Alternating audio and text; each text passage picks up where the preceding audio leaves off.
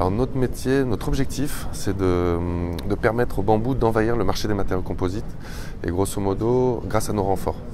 Donc on a développé une techno pour extraire les fibres de bambou et les souder entre elles afin d'obtenir un ruban de fibres unidirectionnelles. Le marché qu'on vise, c'est vraiment un marché qui est multisectoriel. Ça va du sport et loisirs à l'aéronautique en passant par le nautisme et l'automobile.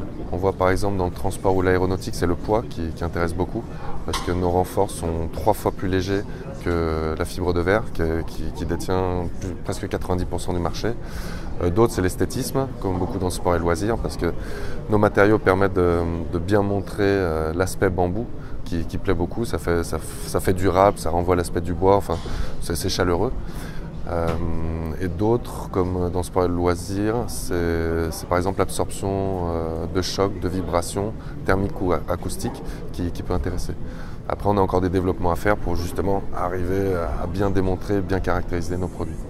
Alors, il y a 2 types de raisons. C'est d'une part récolter des informations pour comprendre ce que les industriels dans le domaine aéronautique, spatial, nucléaire attendent de nos nanomatériaux, puisqu'on produit des nanomatériaux qu'on souhaite développer dans des applications finales.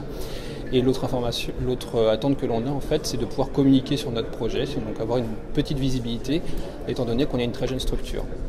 L'idée, c'est de discuter avec eux, de bien comprendre leurs besoins et déjà de formuler une première solution à base de nos nanomatériaux qui pourrait répondre aux attentes qu'ils ont en termes de performance, en termes de résistance par rapport aux produits finis sur lesquels ils travaillent.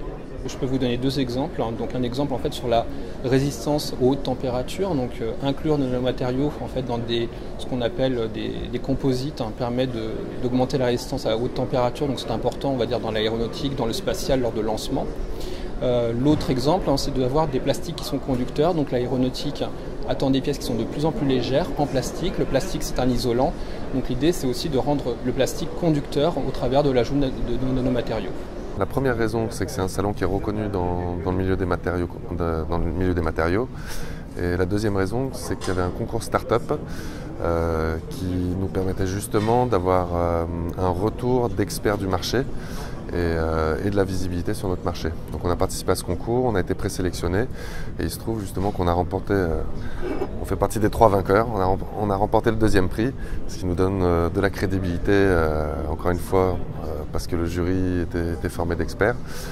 Et surtout, ça va nous permettre de stimuler un petit peu la levée de fonds qui est en cours. Parce qu'on a plusieurs due diligence, on cherche à lever des fonds et avoir cette reconnaissance, c'est une bonne nouvelle. Okay.